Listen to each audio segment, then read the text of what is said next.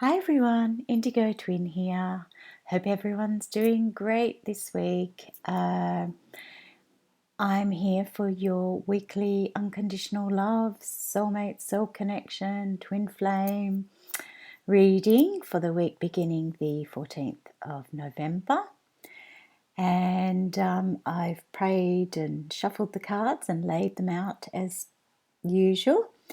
And so today we've got some really good energies happening for the up and coming week. It's been a week that we've just gone through the 11:11 portal. We're coming up to the super full moon, so there's a lot going on, and I understand a lot of people have been doing a lot of work, a lot of feminine and masculine. Everyone's been really connected, and with the upheaval with the US elections, it's really pleasing because I know through going through Facebook, I've seen a lot of good energies from people just going, look, it is what it is.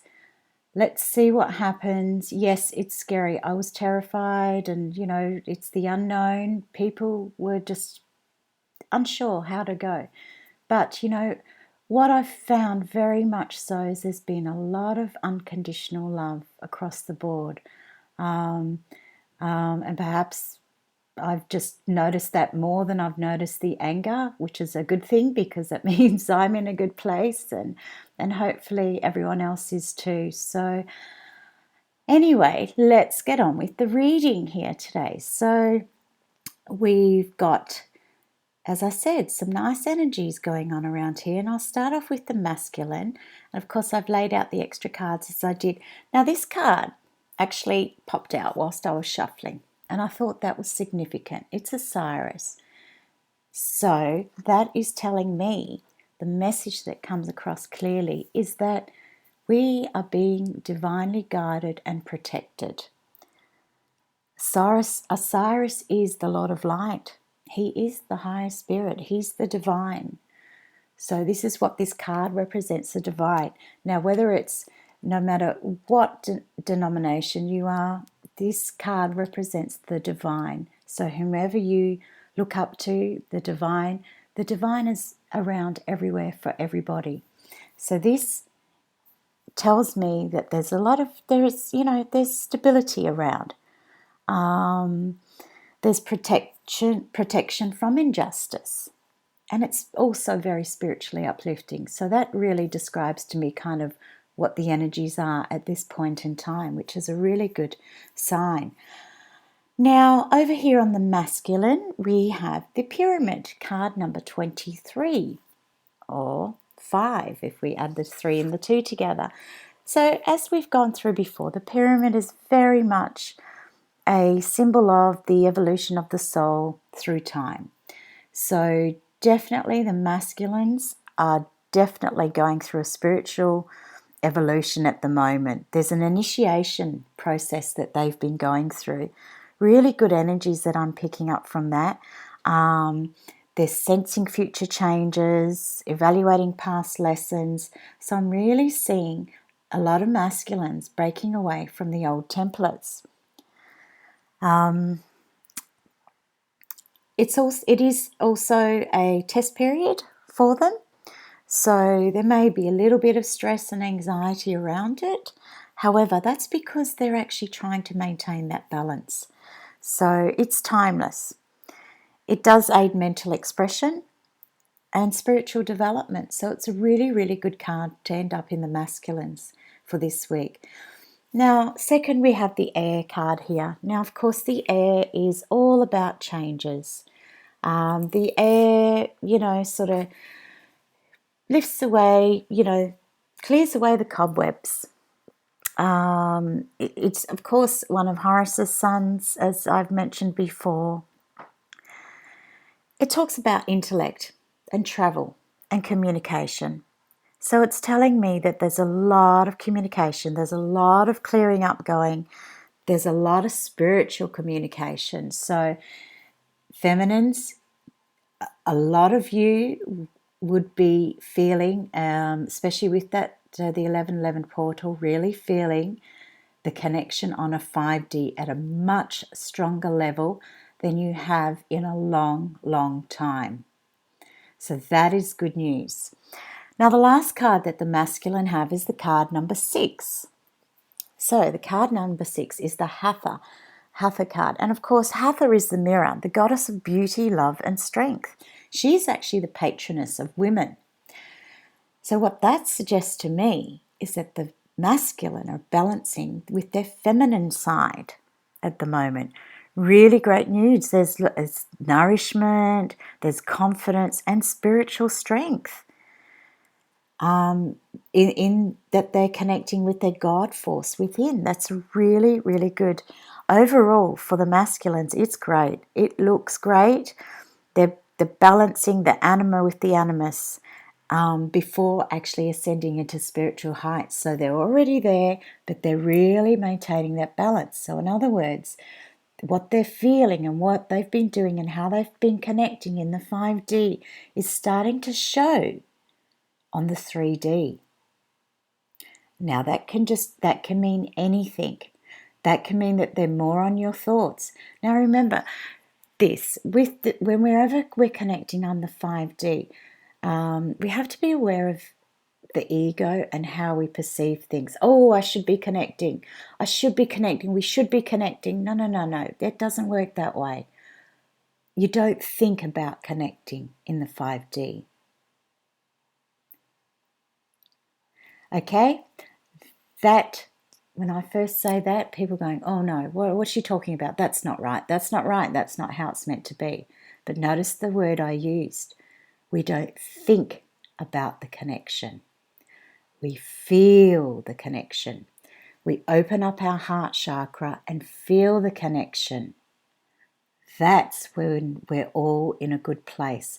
It's all about feeling the connection. We're not analyzing the connection. We're not analyzing how many times they contact us. We feel the connection. Now, the more you're able to go into feel the connection, the more you will connect. And that will have a runoff effect of coming into the 3D and making that union, that physical union, more closer. Now, let's move on to the feminine, because what we have here is the crook and flail, which of course is the patron of men. So here we have the patron of women in the masculine and the patron of men in the feminine. Balance here. There's this balance. If we look at this in a cycle, if we look at how this is going, in this cycle, we've got this balance. Okay, we've got the feminine actually looking at this connection and feeling it a lot more and feeling her masculine side. Now, when you're going into the masculine side, doesn't mean that you actually be aggressive and start making a stand. It means you take ownership of your feelings. That's what that is. Taking ownership of your feelings. Understanding there's self-discipline in this. Okay, there's a lot of self-discipline in the crook and flail. What else can they tell me? It is the mastery of ego. And that goes with what I was saying about the connection. Okay, so this is all about the mastery of the ego, coming to terms with yourself and overcoming life's problems, taking responsibility. It doesn't matter what's been, what's happened, how you've acted, how you've behaved, how they've behaved. It doesn't matter. It's almost like we can wipe the slate clean and start now. If you haven't been doing that, now is the time to start, because we have a lot of good vibrational energy happening now. So this is the time to embrace that. And I see that by doing that, the feminine will come into a very happy place, represented by the lotus card. It's the sacred flower of Nephis. It's about placidity, meditation, being calm. It's peace of mind. It's coming to terms with oneself and one's specific role in life. It talks about as beloved, so below, and releasing all life's tensions. Maintain balance, release life's tensions, and then in the same time be grounded in the earth. Feel the energy, not just from above, down into your heart, but also draw it down. Don't stop at the heart. Draw from source, draw down into the heart, down the crown, the third eye, into the heart, and keep it going into the solar plexus, into the sacral chakra, the root chakra, and let that light be pulled down as if a magnet was pulling it down into the earth. That's what we need to be doing. And you'll notice, I can guarantee that. There are no guarantees, but I can guarantee if you maintain that balance, then you will feel a whole lot differently about a whole lot of things. It is about putting the material aspects of life into the correct perspective. It's about the old soul, remembering the beauties of the earth and treating it with respect. It's putting back into Mother Earth, our beautiful Gaia. That's what we need to be doing this week, and all will be well. So it's really important for us to really be in those beautiful energies, okay? Because this is the key to life. Key to love, key to life. It is the life force. It is a twin symbol in the Cartouche. It's the Ankh. It's the power of the gods, power of the divine. It's life force, it's emotional love, it's everything. It's what a soul connection is. It's what unconditional love is. It is a dawning of a new state of awareness. This is what this card signifies. The dawning of a new state of awareness. It's universal love. It's enlightenment. It's everything that is beautiful is in this card. Along with it, we have water, fluidity, placidity, the emotions flowing through life. It's beautiful, absolutely beautiful. As I said, I had a good feeling about this reading today when I laid out these cards, and this really is things changing. It's suggesting travel as well. So we're traveling, we're exploring the deep unconsciousness and really navigating the ebbs and flows of life with beautiful, profound placidity and peace and love, clearing away the old. It's, look, I just feel so much beautiful heart energy around this. I have no words. It is beautiful. It is absolutely a beautiful reading. And here, we've seen this card before, the buckle of Isis, or the knot of Isis. That's feminine. That's feminine. That is, of course, as we've you know, from if you've been with me for a while, the buckle of Isis is the growth with sacrifice. If you're just listening for the first time, I'll explain it a little bit more because it does come up. I would say it's come up in 90% of the readings that I've had, be it that it's in the partnership, the masculine or the feminine. It's been there for a while because the card says just fertility, fidelity. It's really reflecting on emotions, understanding and figuring out how to bring things into the day of light. Also, what it suggests is what can materially be sacrificed to come into divine union. This is what this card is. It is beautiful. What is it that we need to give up? Are we holding on so strongly to where we live, to what we're doing? Is that what's holding us back? Is that what is holding us back? Are we grasping too much to what we have and hoping that things will just fall into place? This is where we need to really take a good look, really reflect what it is that we truly want. What is it that we truly desire? And don't settle for less. Don't think, oh, if I just ask for a penny, I'll be fine. If I just ask for a quarter, 50 cents, whichever currency you're working on, that'll be fine. That's enough. I'm not greedy. Ask for the love. If you want divine union, if you want to bring about change in this world, ask. Be clear on what it is.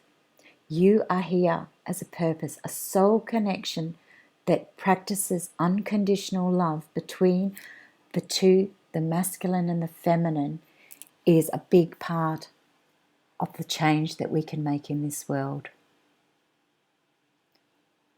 That's your purpose. Embrace it. Love it. Know that you will be well. Material things don't matter so much. Yes, it's great. We all love holidays. We all love a nice home. We love to go out and buy ourselves new clothes and have dinners and lunches and whatever it is that we enjoy doing. You will have that. You will have that all. Are you really ready to release that no longer serves you? Are you really ready to release your grip and embrace what is to come?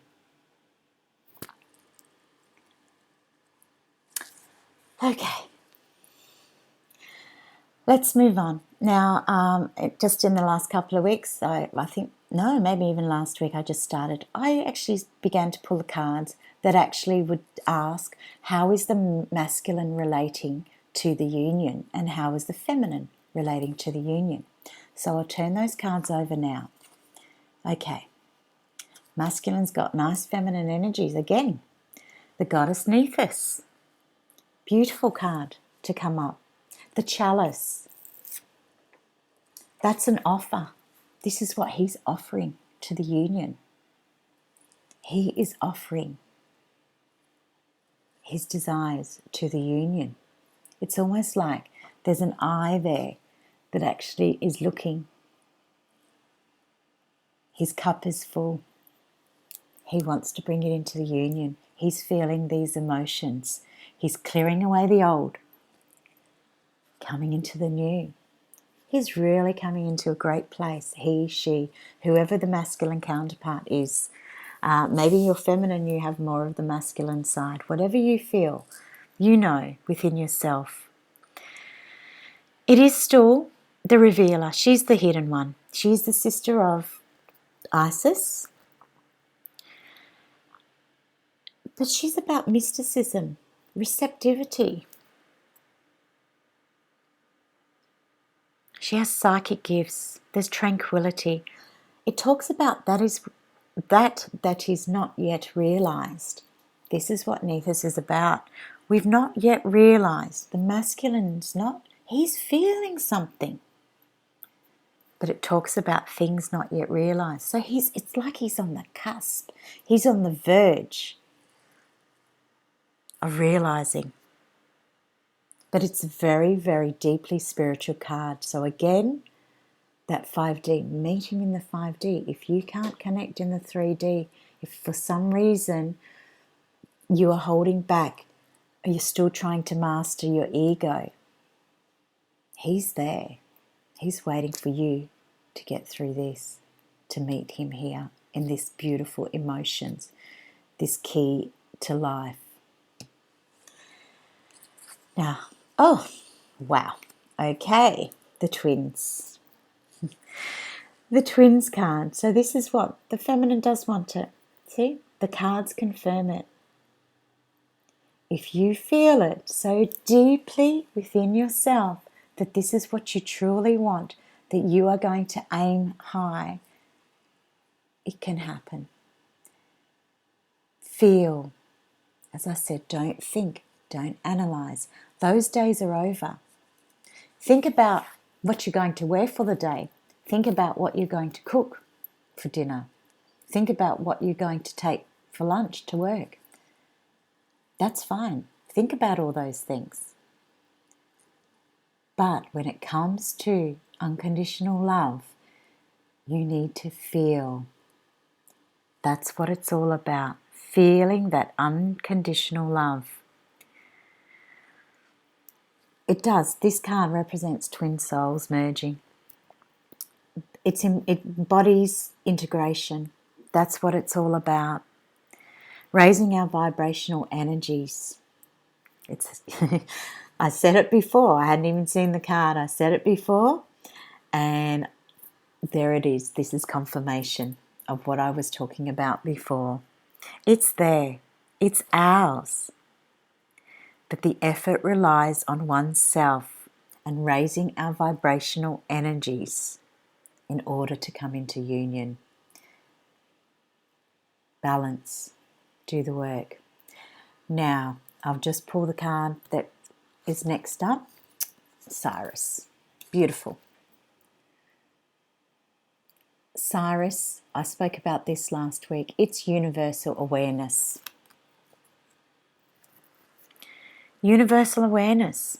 The five-pointed star. It's the star, a sacred star of the ancients. It's adventure. It's strength. It's divinity. The energies around the Cyrus card are blessed with a spirit of pioneering and adventure and a breadth of vision. It's deprogramming the brain of limiting concepts and beliefs. It talks about opening the mind to what is. It's divinely protected. We just have to be in receiving mode. Receive. We can only be in receiving mode if we feel, if we allow ourselves to feel, allow ourselves to take it in. That's what the receiving mode is. That's what's important. So overall, a great week. It's very calm.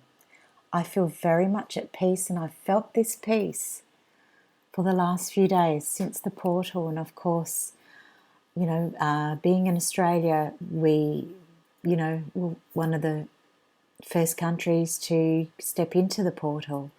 And as time went around, so those of you on the other side of the world would have been, feeling our energy coming to you, and vice versa when it started to leave us and it started to come into Europe and the US. We were feeling it back from you. So overall, there's been a lot of beautiful, beautiful energy around it. Embrace it. Feel it. Feel the love. Feel unconditional love. Now let's do a Isis card. Of course, this is the deck from Alana Fairchild that I work with, which is very relevant, being that Isis is Egyptian.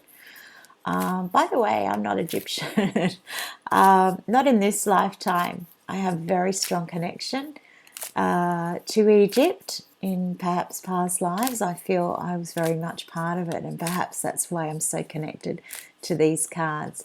I do also connect with angel cards, and I do have a lot of Doreen Virtue decks, and I do work really well, and perhaps one time I'll actually I have Alana Fairchild's Crystal Mandala. Beautiful, beautiful deck. I highly recommend it. It is amazing. So it's Alana Fairchild's Crystal Mandala. I'll try and remember to actually put it in the thing. Oops, there it is. But yes, definitely, this is what I love to work with the most. Magic and ritual and crafting sacred practice. Okay, that's great, because that is actually telling me. Now look at this. Look at this. Beautiful, divine, feminine Isis. Look at that, holding out her wings, ready to embrace us. Feel it. Feel the energy. It is beautiful. So I shall read about it, and then of course we will do, as we do every week, the ritual that follows it. So this one, magic and ritual.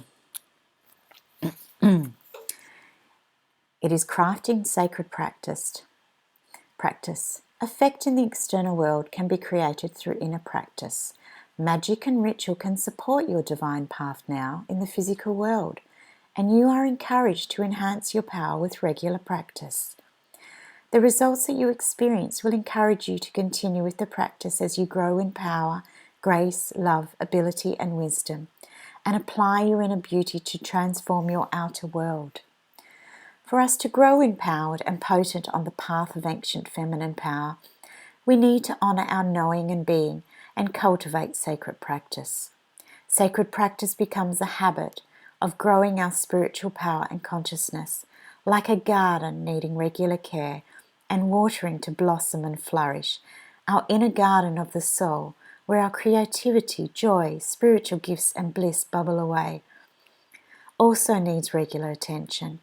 Coming to our practice takes strength and inner will. Even though it can feel amazing, we still have to wake up, set aside time, and discipline ourselves to show up for our own inner growth.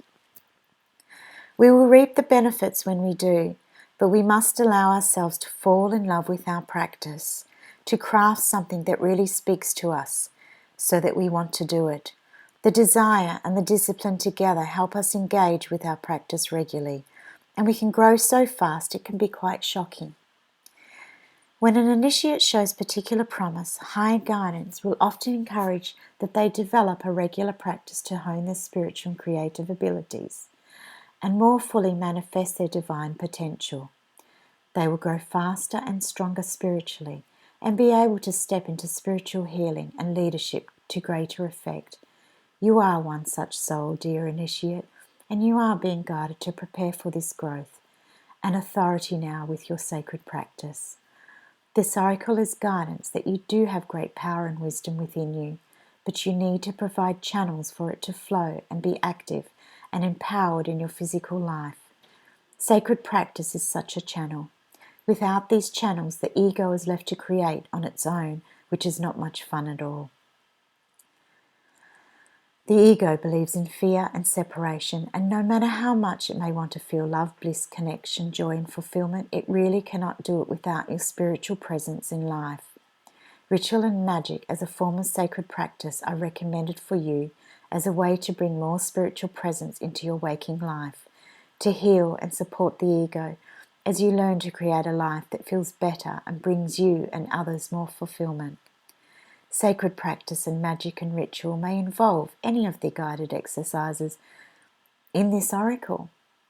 So if you feel drawn to any of the other rituals from previous readings, please go back to them, practice them. Choose whatever feels good for you. Alana Fairchild does have some beautiful meditations if you look her up on YouTube. Just remember, you are worth the effort. Remember, whatever effort you do put in will be repaid to you in wonderful benefits many, many times over. Once you experience these effects, it might only take a day or a week or two for the effect to show itself. You will be more committed to continue. The effects are cumulative. As you continue to practice, the positive effects continue to grow. This oracle does suggest that if you've recently started your sacred practice, it is confirmation that it's beginning to work for you, and you should not give up. This oracle is also confirmation that if you're considering making an adjustment in your sacred practice, it might be time to do so. provided that you don't dismiss the gains you've already made with your current practice. And remember that sometimes small changes can have big effect. Ritual and magic practice with clear intent to be of service to the highest good and to manifest through unconditional love accelerates your power and growth, particularly when it is based on what your heart truly desires. It might be about connecting more with your body, about stilling your mind, or expressing your voice or creativity. An example of this practice is outlined below, but it's simply an example.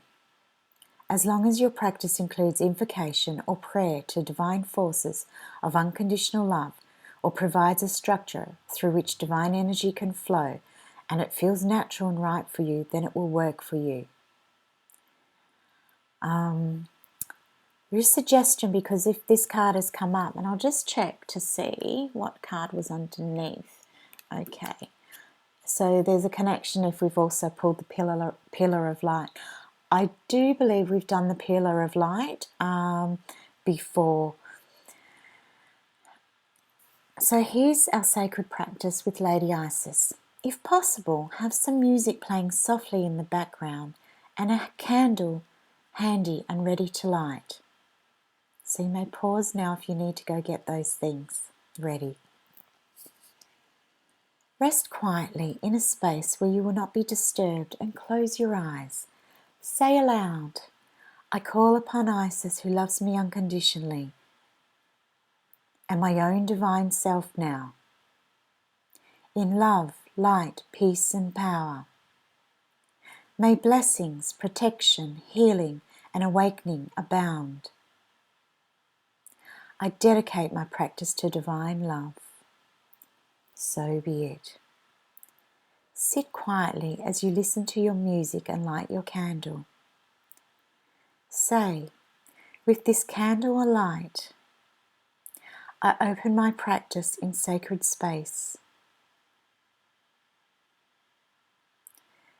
You may like to sing or chant the incantation below, or any favourite prayer or poem from this oracle in devotion to the goddess Isis as a way to move into your practice, or any goddess that you actually associate with or that you feel strongly to, and that could be Mother Mary or Mary Magdalene or Tara or Lady Nada, any of those, whoever you feel connected to.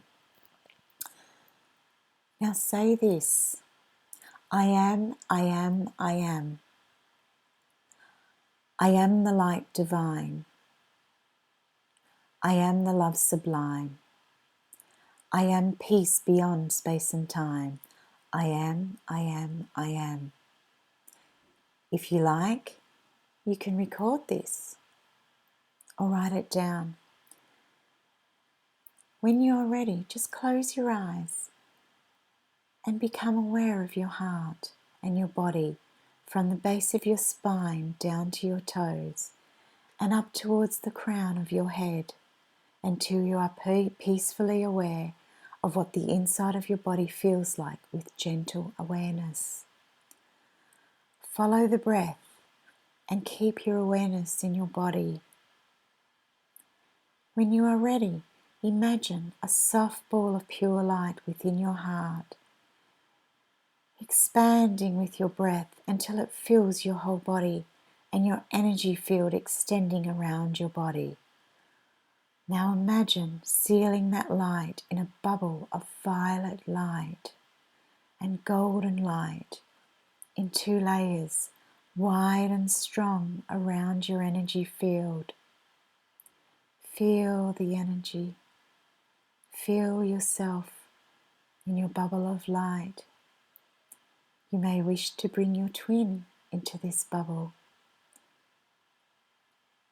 Stand or sit quietly together, surrounded by violet light, and encase that violet light with golden light.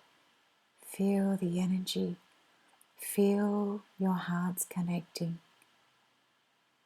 Just feel.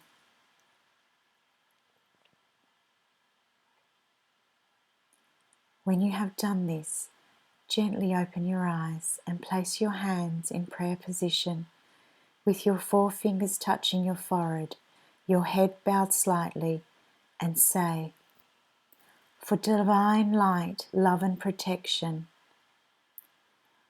I give thanks now. I am, I am, I am. When you are ready, just extinguish your candle and you are done.